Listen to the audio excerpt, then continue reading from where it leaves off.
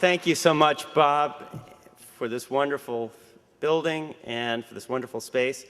And the Society for Ethical Culture is a wonderful organization. If you live in the neighborhood, I hope you'll get involved. Let me thank all of you for coming on this cold winter day. And I also want to thank our co-sponsors, which are Progressive Democrats of America, The Nation Magazine, and World Can't Wait.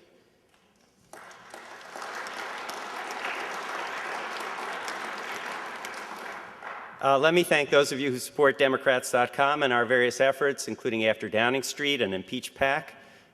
We are on the cutting edge of progressive democratic politics, and we can change the Democratic Party, and we will change it.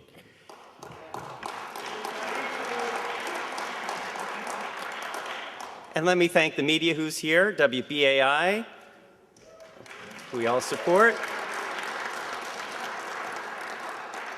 and even our friends from Fox News.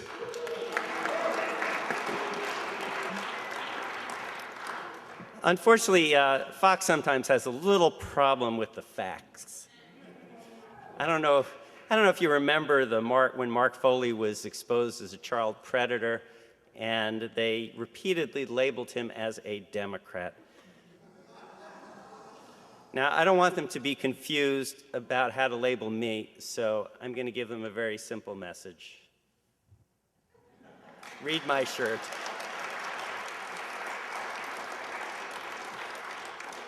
Today's event is a kickoff for impeachment events tomorrow from coast to coast. Over 60 events in big cities and small towns with famous speakers and local activists. And from coast to coast, the will of the American people is clear.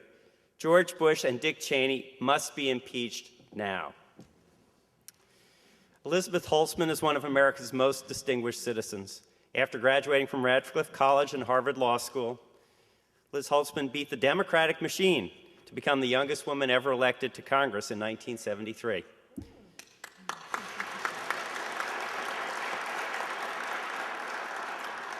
She was put on the Judiciary Committee just in time for the historic investigation of Richard Nixon and helped write the articles of impeachment that forced him to resign.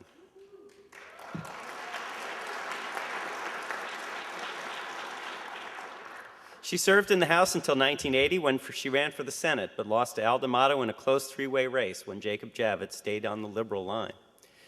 She then served 2 terms as Brooklyn DA and 1 term as New York City Controller.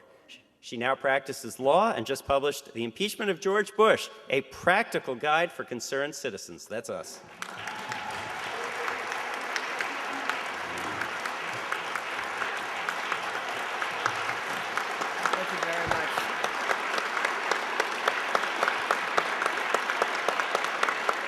Thank you very much.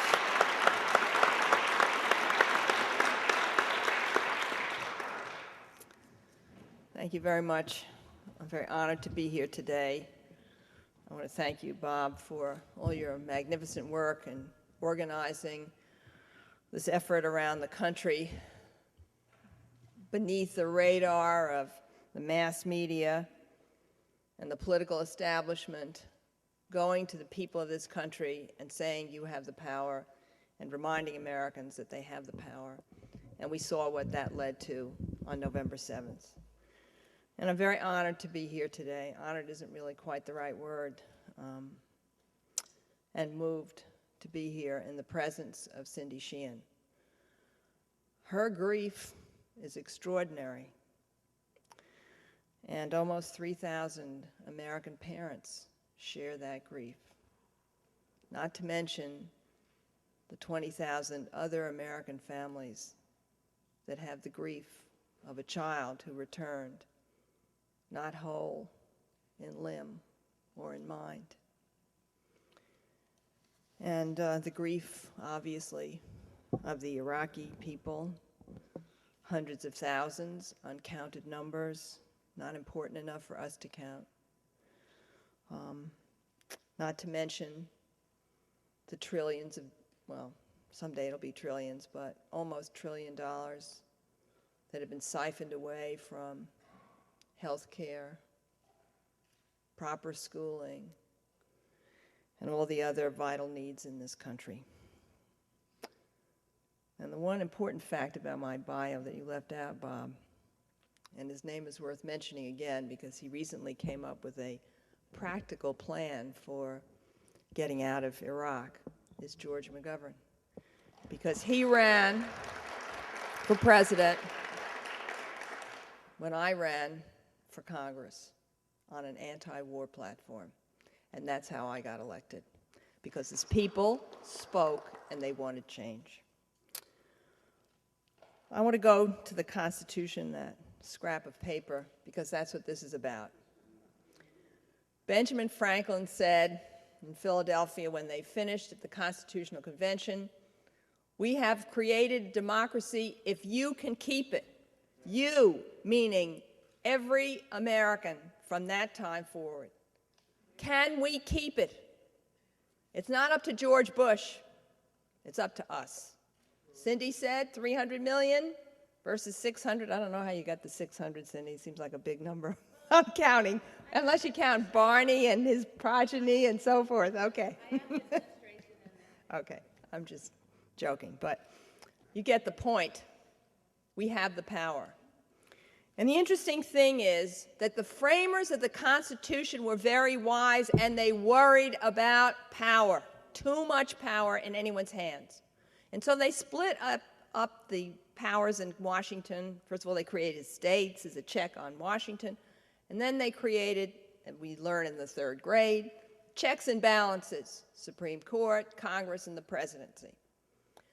But they were so worried that even this system that they so carefully constructed would not check a president, that they said, we have got to create the power of impeachment to protect the country. And in my book, I quote from the debates on ratification, very short. George Mason from Virginia stood up and he said, how can we protect against great and dangerous offenses that subvert the Constitution?